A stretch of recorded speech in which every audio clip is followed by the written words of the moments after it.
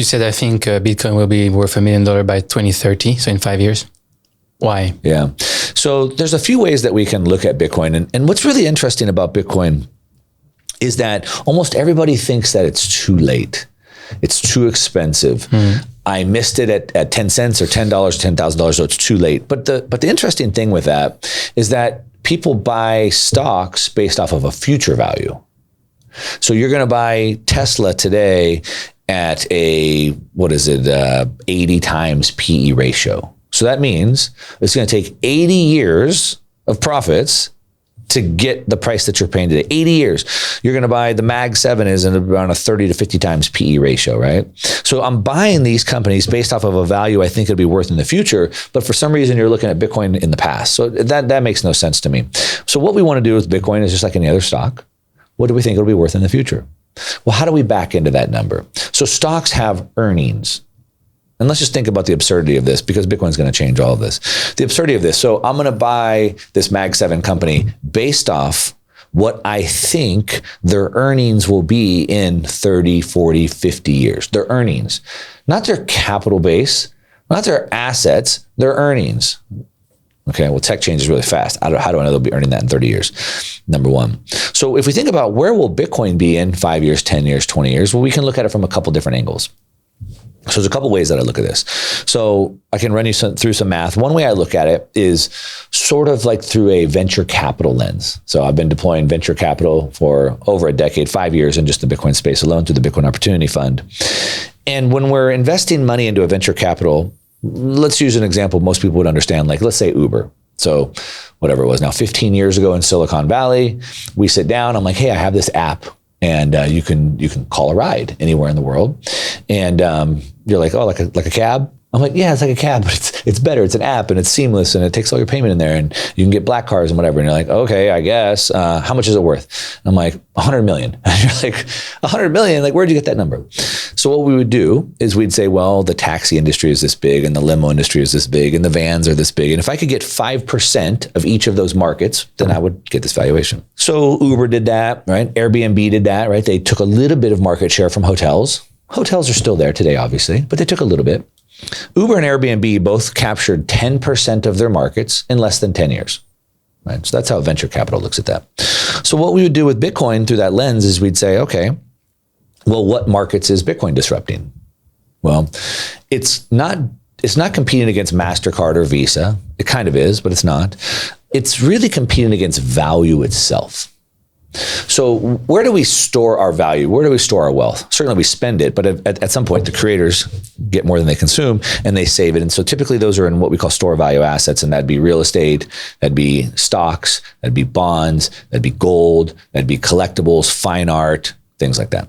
That basket of store value assets globally is about $1 quadrillion today. Now, just to put this into some terms people can understand, to understand the magnitude of this, in 2010, that was 300 trillion.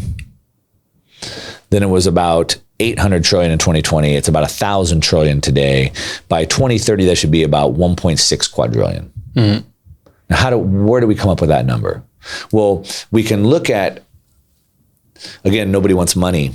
So what happens is we want the goods and services. So what we have is the goods and services of the world are wealth, and money is what we use to get that. So it's all the goods and services of the world, all the wealth of the world divided by all the money in the world. Mm-hmm. And as they increase the money, the asset prices, the value goes up. So what we do is we look at the rate of the monetary increase we talked about 10% per year. Now, in the United States, the Congressional Budget Office, the CBO, projects out for the next 30 years through 2054 what the debt will be, what the deficit will be, what the annual budget will be. So we know for the next 30 years what they project, and they're going to undershoot the target. But let's just go with the numbers that they project. So we can see how much money they expect to inject in the system over the next 5 years. And then we can extrapolate that number to how much that store value assets should rise, that basket. So I think it'll be worth about 1.6 quadrillion. So how fast is gold going up in that? How fast is the bond market growing? How fast are stocks going? Each one of them has a little bit of a different sensitivity to the global liquidity. So Bitcoin is the most sensitive asset. It's going up faster than other assets in that basket because it's a limited supply, 21 million, et cetera. I believe that Bitcoin will capture 1.25% of that basket by 2030. 1.25% by 2030. Now that's 20 years after Bitcoin came out. 1% of the basket. Uber and Airbnb got 10% in less than 10 years. So I think that number is extremely conservative. We've also looked at that. So Bitcoin, again, as I said, in the last 3 years has been going up about 60% a year. I think it'll continue the rest of the decade at about 50%. And so that puts it, if we capture the 1.25% of the basket, that puts it at 21 million, which puts it on par with gold. So it'll be about the same size as gold at that point. And divided by 21 million Bitcoin, that's $1 million per Bitcoin. And then we can continue to extrapolate that number into 2030, I wanted to ask, 2040, yeah. Why does BTC stop at 1 million? It doesn't stop. Big kind of, it's the next big kind of round number, but there's no reason for it to stop there if it doesn't. Everything we talked about is true, which it is true. So the CBO projects through 2054. So I've run the numbers all the way to 2050.